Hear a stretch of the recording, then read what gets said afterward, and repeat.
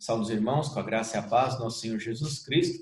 Estamos aqui para mais uma aula do estudo bíblico, onde nós vamos construir um lar cristão. Estamos aprendendo a construir um lar cristão.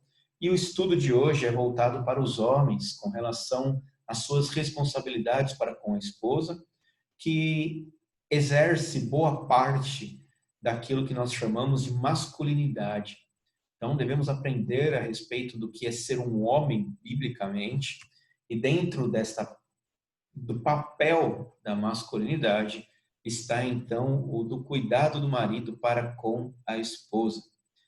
Esposas, vocês que estão assistindo, mesmo que seja um assunto para os homens, este assunto também é para vocês. Não para que se cobre o homem, não para colocar isso como um fardo sobre os ombros dos homens, e eu falo isso porque normalmente é o que acontece quando nós fazemos encontros de casais, onde o pastor ou o palestrante se dirige aos homens ou dirige aos deveres das mulheres. É muito curioso porque as mulheres não ouvem aquilo que está sendo dirigido a elas, mas procuram atacar o marido, dando aquelas cutucadinhas e falando assim, ó, tá vendo? Tá vendo? Isso é colocar o peso sobre os ombros. Esse, em momento algum, é o propósito. Isso também acontece com os homens, é claro, e também das cutucadinhas na esposa, para lembrar. Mas lembrando que isso não é para colocar peso sobre os homens. Nós, homens, temos, como nós vamos ver durante a aula, uma grande responsabilidade, mas mulheres, lembrem-se que Deus criou uma auxiliadora para Adão. As mulheres são uma auxiliadora para os homens, para que eles possam exercer o seu papel. Então, é debaixo de muita oração, de muita dependência de Deus, de muita leitura da palavra, de muita sabedoria para poder falar e instruir o marido, para que haja um crescimento espiritual que possa produzir realmente uma transformação no casamento e que haja no marido semelhança com Cristo. Então, mulheres, veja, o papel de vocês é de fazer com que isso aconteça, não com cobrança, mas com sabedoria. Mas o que realmente deve acontecer? Vamos à aula. Vamos aprender um pouco mais sobre a masculinidade bíblica, sobre aquilo que Deus deixou para nós, homens. Construindo um lar cristão, masculinidade. Princípio. Deus chama o homem para ser o líder servo do lar, para amar sua esposa como Cristo amou a igreja e tratá-la com dignidade e honra. Efésios 5, do 25 ao 30, talvez seja o texto mais objetivo que nós temos nas Escrituras para o papel do marido, juntamente com aquela passagem de 1 Pedro, capítulo 3, onde Pedro, após falar com as esposas, se dirige ao marido. Nós vamos ver de maneiras bem no meio das explicações o que Pedro nos instrui, mas o que será a base para o nosso estudo será Efésios 5, do 25 ao 30. E Paulo então começa dizendo, maridos, amai a vossa mulher. Então veja, a ordem é dada aqui, o objetivo de Paulo é mostrar que nós como homens devemos amar a nossa mulher, a nossa esposa, como também Cristo amou a igreja. Então, de que maneira nós devemos amar? Não é esse amor como nós temos visto, amor que em músicas, amor que mostra nos filmes, aquele amor mais físico, mais no sentido sexual da coisa, mas na forma como nós devemos amar, ele deve ser em vez de observarmos o mundo, que o mundo fala de amor, nós devemos olhar para Cristo e ver como Cristo amou a igreja, para que então possamos amar a nossa esposa. E de que maneira Cristo amou a igreja? Então Paulo vai dizer, a si mesmo se entregou por ela.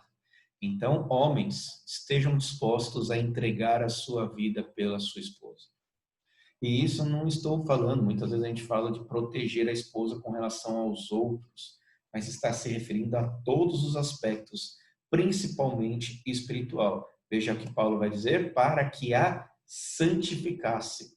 É bonito ver o homem colocar a mulher para o lado de dentro da calçada, protegendo ela, no sentido de mostrar que ela está segura com ele, o homem colocando ela para trás dele quando alguma coisa perigosa está acontecendo, homens que lideram a sua casa dizendo, colocando dinheiro, sustentando, provendo com tudo o que for necessário. Mas veja que aqui o objetivo de Paulo é muito maior do que todas essas coisas.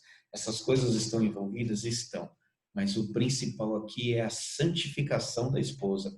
Ou seja, o papel que o homem exerce espiritualmente na vida da sua esposa. Este é o amor que Cristo teve para com a igreja, o entregar-se de Cristo até a morte para a igreja foi entregar-se até a morte para a salvação espiritual da igreja, e da mesma maneira nós homens devemos nos dedicar fortemente à santificação da esposa para que possamos purificá-la por meio da lavagem de água pela palavra de Deus. Então veja, é por meio do conhecimento da palavra de Deus que nós aplicamos as nossas vidas e as vidas da nossa esposa, que nós então santificamos ela. Para quê? Para apresentar a si mesmo igreja gloriosa. Isso é muito interessante. Quando deixamos nossos pais e nos unimos com a nossa mulher, nós somos agora um só corpo. E é nesse cuidar que nós temos conosco e com a nossa esposa, no sentido espiritual, nós estamos apresentando a nós mesmos como igreja gloriosa. A nós mesmos, ou seja, eu, quando cuido da minha esposa, eu estou me apresentando como uma igreja gloriosa diante do Senhor. Sem mácula, sem ruga, nem coisa semelhante, porém santa e sem defeito. Assim, também os maridos devem amar a sua mulher, veja só, como ao próprio corpo. Percebe? É justamente a questão de fazer bem para a esposa, nós estamos fazendo bem para nós mesmos, porque nós somos agora uma só carne com a esposa. Quem ama a esposa, a si mesmo se ama. Tem muito homem aí que está amando a si mesmo e ignorando a esposa como sendo algo à parte da sua vida. A nossa cultura criou uma individualidade tamanha que homens e mulheres estão casando já separados, como sendo indivíduos totalmente diferentes. Cada um cuida da sua vida. A única coisa que eles têm em comum é a cama, onde eles dormem juntos. Então, quando acaba essa questão, quando há um problema dentro de qualquer outro aspecto, já não é conveniente, trata-se como uma sociedade. Por isso que muitos dizem que o casamento é uma sociedade falida. Não é o casamento que é uma sociedade falida, mas a forma como estão tratando o casamento como uma sociedade que está causando a falência dos casamentos. Por isso, nós devemos olhar para o casamento não como uma sociedade, não como uma união, mas como uma fusão. É uma união tal que não há divisão mais. O divórcio, o tratar com individualidade já não é mais uma possibilidade. Não é mais uma forma de se observar as coisas. Ah, se não der certo, a gente separa. Isso não existe. O casamento foi feito para que haja uma fusão entre homem e mulher, de maneira que não há mais divisão, pois o que Deus juntou jamais separa o homem. Percebe? Então, quem ama a esposa, a si mesmo se ama. E a ordem de Paulo aqui é muito clara. Nós, maridos, você, homem cristão, tem uma responsabilidade de conduzir a sua esposa em santificação, para que ela seja purificada pela palavra de Deus. Então, você é responsável pela vida espiritual da sua esposa. Vamos ver isso de maneira mais aprofundada.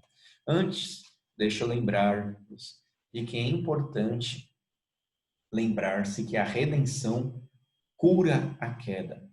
Nós podemos falar, é impossível, isso é difícil, existem diversos problemas, irão existir problemas até a nossa morte, contudo, nossos olhos estão em Cristo e a obra de Cristo é suficiente para nos dar tudo o que é necessário para que nós consigamos cumprir a palavra de Deus. Então, isso significa que Deus providenciou uma solução para o nosso maior problema, o pecado. Então, Cristo, né, é a solução para o nosso problema.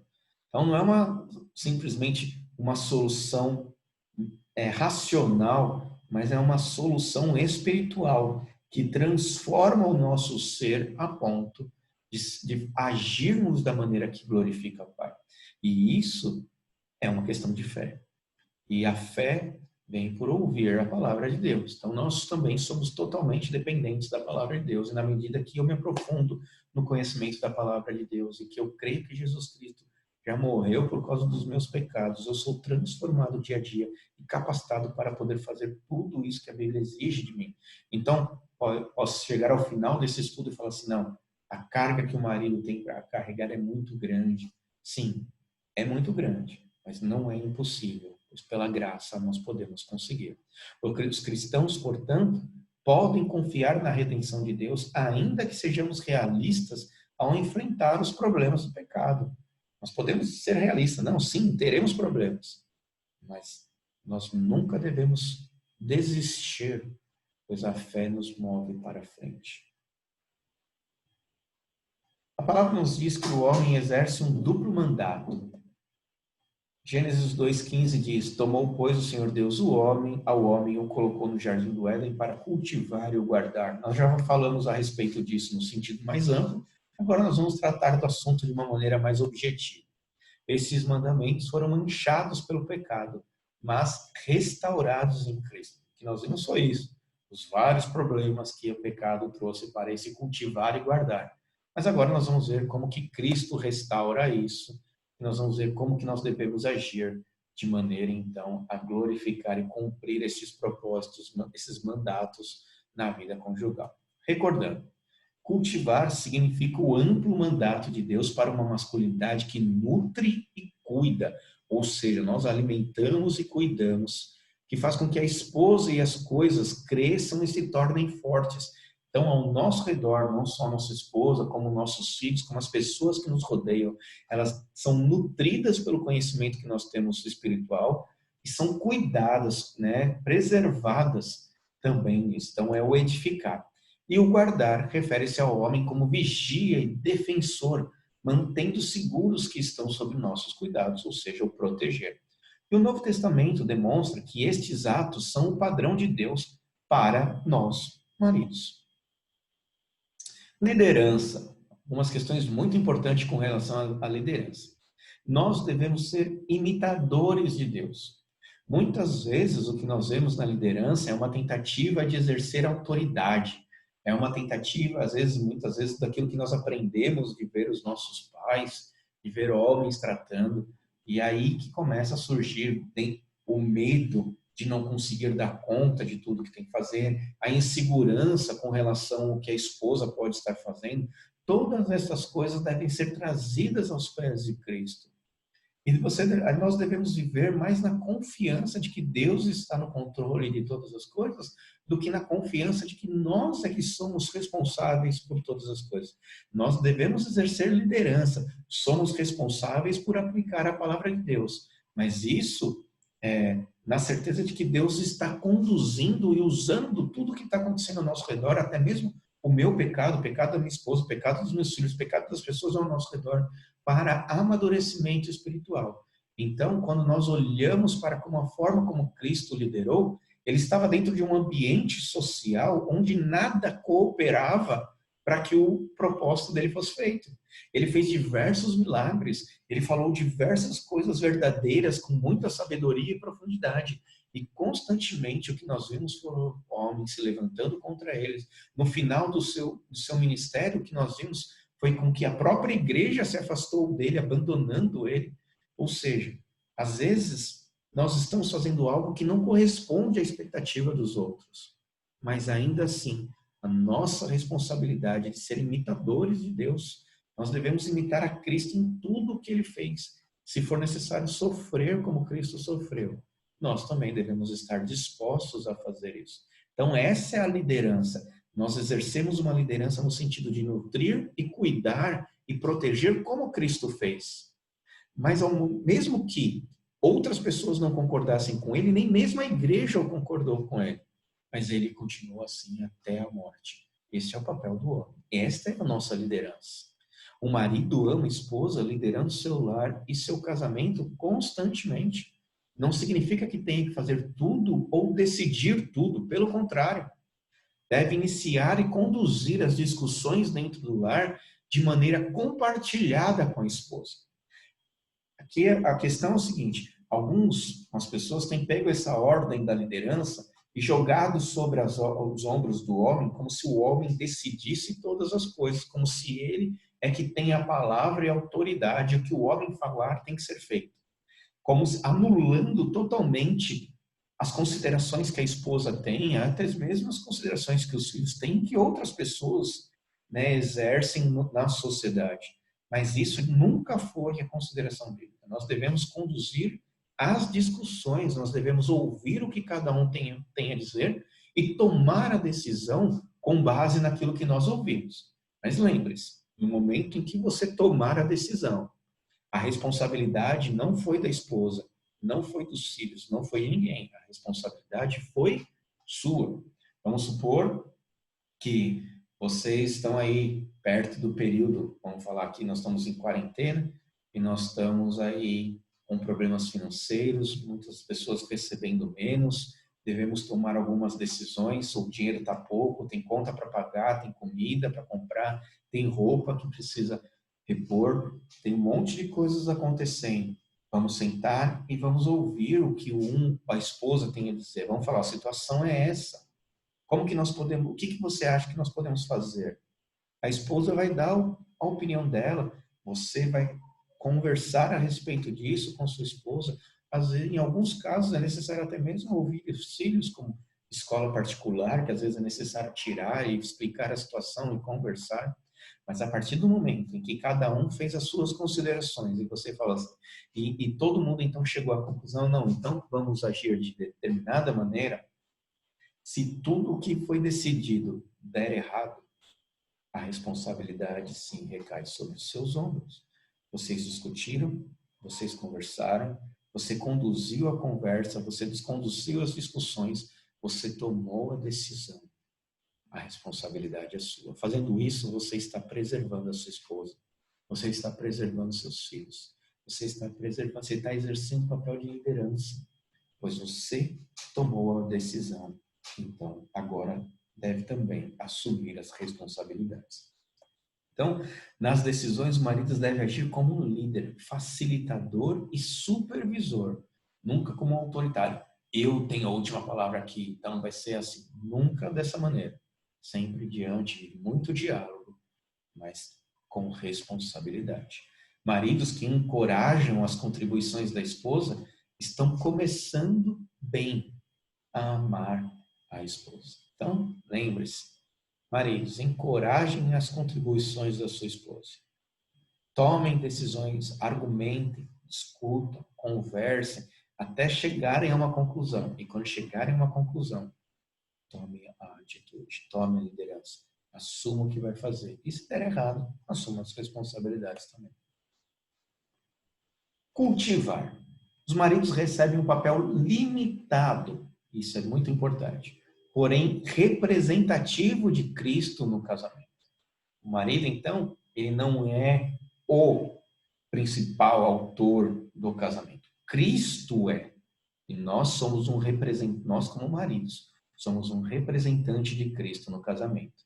A primeira preocupação do marido sempre deve ser no bem-estar espiritual da esposa e filhos. Somos responsáveis pelo relacionamento de Deus com Deus e da fé de nossa esposa. E responsáveis pela fé de nossa esposa. Ou seja, nós devemos estar constantemente contribuindo e conduzindo a nossa esposa em adoração diante de Deus, em questões espirituais. E para isso tem que haver um envolvimento muito grande. O homem deve estar sempre atento ao que está acontecendo com o coração e mente da esposa, para poder então tomar, conduzi-la, né, espiritualmente, para que ela cresça, desenvolva e aprenda a respeito da palavra de Deus. Devemos tratá-las como herdeiras da mesma graça divina. Somos um só corpo, uma só carne, não é verdade? Precisamos então juntos tratar como se ela fosse uma só carne. Eu tenho que estar atento ao que passa na mente dela, no coração dela. Às vezes tomam alguma atitude, por que ela tomou essa atitude? O que está acontecendo com aquele coração? e então sentar, abrir a Bíblia e purificá-la por meio do lavar regenerador da palavra. Tudo isso por meio do ministério da palavra de Deus. Sem ela é impossível ao homem. Você pode estar se perguntando então, o que devo dizer a ela? Como posso saber a forma de encorajar a minha esposa a partir das Escrituras? Como? Viva em intimidade e comunhão com sua esposa. Preste atenção nela e perceba o que se passa dentro dela. Haja de uma maneira que demonstre que você a estima profundamente. Viver juntos. Então vamos ver o primeiro ponto desse daqui, né? Viva em intimidade e comunhão com sua esposa. Viver juntos. O marido deve viver com sua esposa em uma única vida compartilhada, ou seja, não há divisão em nada nas nossas vidas. Tudo na vida do marido e da mulher deve ser comum, deve estar unido, deve ser compartilhado. Não existe segredos, não existe parte em que não pertence à minha esposa e da minha esposa que não pertence a mim. Tudo deve ser unificado na vida em casal. O marido deve interessar-se pelas coisas que interessam a esposa. Maridos, vocês sabem quais são os gostos da sua esposa, os propósitos, os anseios do coração de sua esposa? Deveria, nem que você deva vá lá e pergunte. E a esposa deve fazer o mesmo. Devem também passar tempos juntos e viver no mesmo ritmo. É sempre bom ir dormir juntos, né? Às vezes eu entendo a correria e as diversas funções que nós temos. Por exemplo, quando a gente estuda e acaba chegando mais tarde, eu tendo que ficar até mais tarde para estudar e a esposa ou o marido acaba indo dormir mais cedo, mas devem passar tempo juntos e viver no mesmo ritmo o máximo possível. Não pode perder este objetivo de vida, este objetivo, sendo que como se o outro não conseguir ir dormir fosse o normal. Não, esse deve ser o normal. Passar tempo juntos e viver no mesmo ritmo, conhecendo um ao outro sempre, conversando um com o outro sempre, envolvendo-se profundamente um com o outro. Devem conversar e orar à noite antes de dormir e começar o dia com incentivo e oração. Então, união. Sem união, isso não é possível. Um marido que vive em comunhão com sua esposa será mais capaz de ministrar a ela e também estará crescendo espiritualmente juntamente com ela. Esse é o benefício do casamento. Um auxiliando o outro, é onde nós estamos sendo trabalhados, onde eu encaro de frente a minha incapacidade de cumprir a palavra de Deus e onde minha esposa ao meu lado está orando e me sustentando e encorajando para que isso seja possível.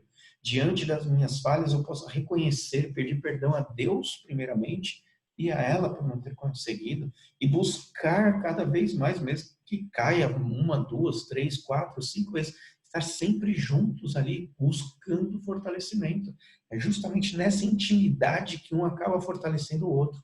E isso, então, é muito importante. Maridos, vivam esta vida comum do lar, viva junto com sua esposa. Preste atenção. O marido deve saber o que está acontecendo com a esposa, deve saber dos desafios que pesam no coração e na mente da esposa, deve, com a palavra de Deus, ministrar fielmente a ela e orar constantemente com e por ela. E é muito incomum nós olharmos, quando a gente está conversando com casais, o marido fala assim, eu acho isso, a mulher, eu acho aquilo. Para nós cristãos não existe o eu acho isso ou eu acho aquilo. Porque a palavra de Deus é a nossa regra de fé e prática. Então, se eu acho uma coisa, minha esposa acha outra coisa, vamos buscar juntos o que Deus diz a respeito disso. E procurar, então, os dois se alinhar com Deus e viver para Deus. Olha o crescimento espiritual que isso traz para ambos. Um só corpo crescendo em espiritualidade, em santificação. Devemos mostrar honra. Deve demonstrar à sua esposa que a valoriza grandemente, que ela é preciosa para você. Mostre para a sua esposa que ela é preciosa. E isso não é com palavras. Isso não se faz com presentes e palavras. É resultado de um profundo envolvimento e interesse pela esposa. Na dúvida, Não custa nada, irmãos, perguntar à esposa o que a faz sentir-se valorizada. Isso faz com que ela converse e você passe a se dedicar cada vez mais para que ela cresça espiritualmente. Lembre-se que não é mimos, não é satisfazer desejos pecaminosos, é conduzir a esposa espiritualmente em santificação, para que nós possamos apresentar a nossa esposa pura diante do Senhor. A responsabilidade, então, é nossa. Paulo não está jogando essa responsabilidade sobre as mulheres, ele está jogando a responsabilidade sobre você, marido.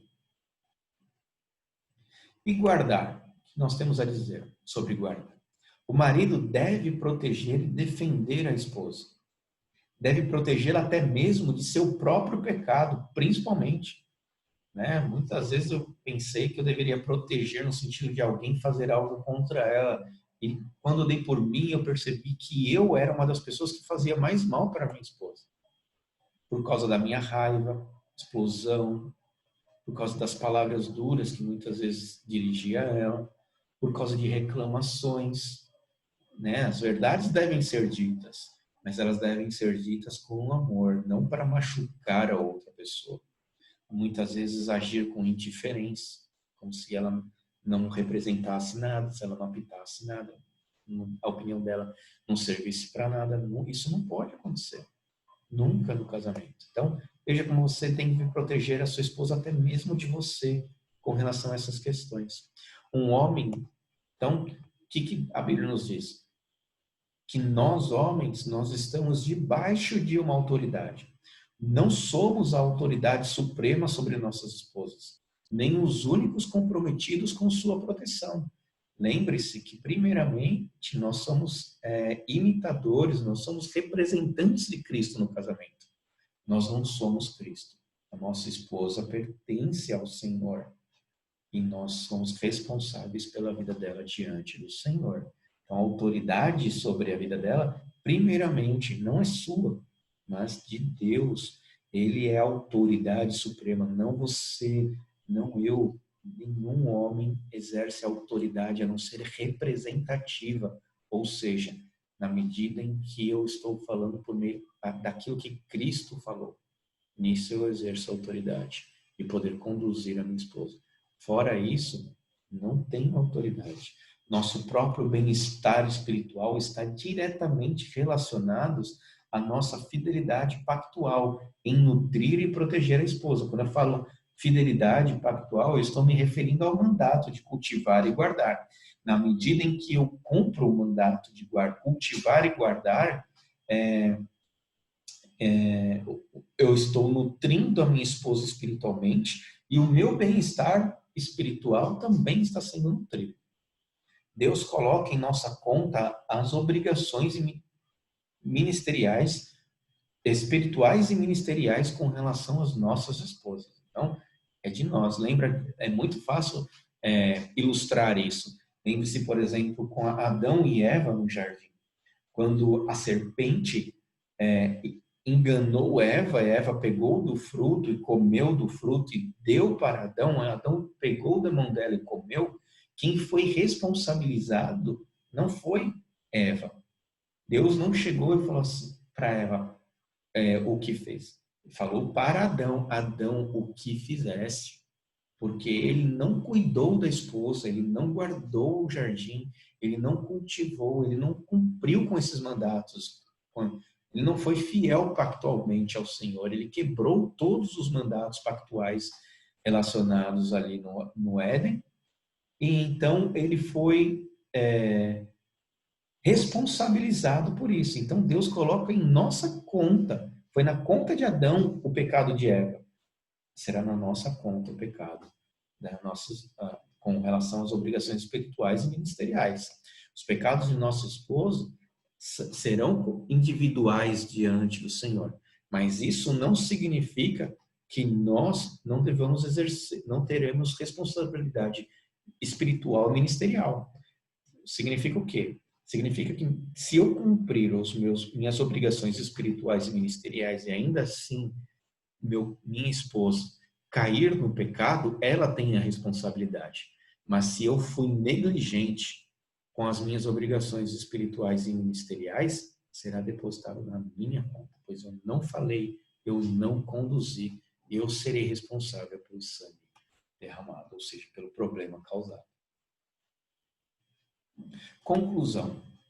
Vimos neste estudo as responsabilidades que recaem sobre o marido. Se quiser uma sugestão de estudo, vá no livro de Ruth. Estude o comportamento de Boaz diante de Ruth.